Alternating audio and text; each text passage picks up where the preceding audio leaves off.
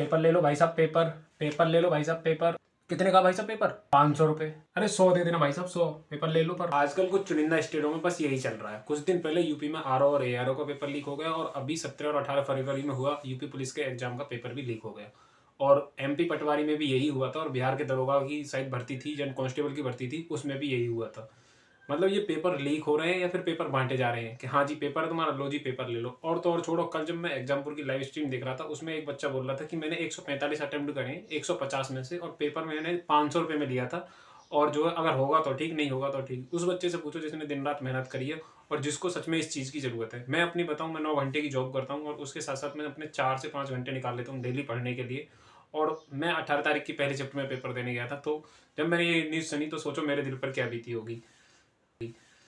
बस यही है कि मतलब इसमें गलती किसकी है? इसमें गलती हम जैसे ही भाइयों की है, जो इस तरह की चीज़ें फैला रहे हैं और क्या कहते हैं करप्शन को बढ़ावा दे रहे हैं। और सोचो, जो बंदे पैसे देकर भर्ती हुआ है उसकी पहली प्रतिक्रिया क्या होगी?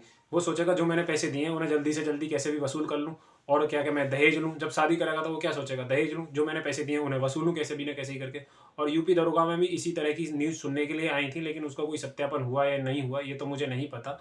लेकिन आरओ का तो हो गया ना, और यूपी पुलिस का तो देख ही रहे हैं ना हम सब, क्या हाल हुआ पड़ा है। एमपी पटवारी का हमने देखा ना, और ये यूपी पुलिस कांस्टेबल की भर्ती थी, ना कि कोई ज्यादा बड़ी भर्ती थी कि जी हाई रैंक की भर्ती थी। यूपी पुलिस कांस्टेबल एक पुलिस स्तर कांस्टेबल ना एक पुलिस स्तर का सबसे नीचे वाला पद होता है। जब जनता को कोई भी परेशानी होती है ना, तो जनता जैसे ही पुलिस स्टेशन या पुलिस चौकी जाएगी तो वो सबसे पहले जो संपर्क में आएगी वो कांस्टेबल के आएगी। और सोचो, उस जमीनी स्तर पर जो मतलब सबसे छोटी कड़ी है, वहीं पे इतना करप्शन हो रहा है, तो ऊपर जाके आदमी कितना करप्शन कर सकता है? अगर ऐसे बंदा जब प्रशासन में जाएगा तो लगता है क्या वो किसी भी व्यक्ति को न्याय दिला पाएगा? वो तो पहले अपना पेट और अपनी जेब भरने की कोशिश करेगा ना। हम तो कह रहे हैं कि नेता भ्रष्ट है, नेता अपना पेट और अपनी जेब भर रहे हैं, लेकिन यहाँ देखो हम जैसे ही जो लोग हैं जो तैयारी कर रहे हैं और जो मेहनत कर रहे हैं, वही खुद ये सोच रहे हैं कि भाई बस कैसे भी करके हो जाए। और इसका मेन कारण ये भी है कि बेरोजगारी इतनी हुई कि सबको नौकरी चाहिए। लेकिन इसका मतलब ये थोड़ी ना है कि तुम कुछ भी करोगे और क्या क्या मैं नौकरी में भर्ती हो जाओगे।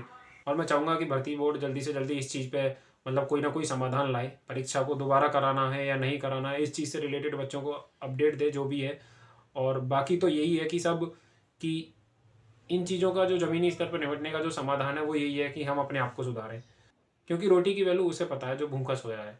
तो यारो, जिसे सच में ज़रूरत है ना, उसको ये ले लेने दो। तुम पैसे दे के खरीद लोगे इस चीज़ को, तो तुम्हारी ज़रूरत ही कहाँ रही है? ये तो बस तुम एक व्यापार बना रहे हो इस चीज़ को कि हाँ ठीक है, हमारे मन में आई हमने खरीद ली, हमारे मन में आई हमने छोड़ दी। तो ये सब चीज़ें मत करो भाई, जिसे ज़रूरत है उसे लेने दो, और ये सब चीज़ें बंद कर दो प्लीज़। Thank you.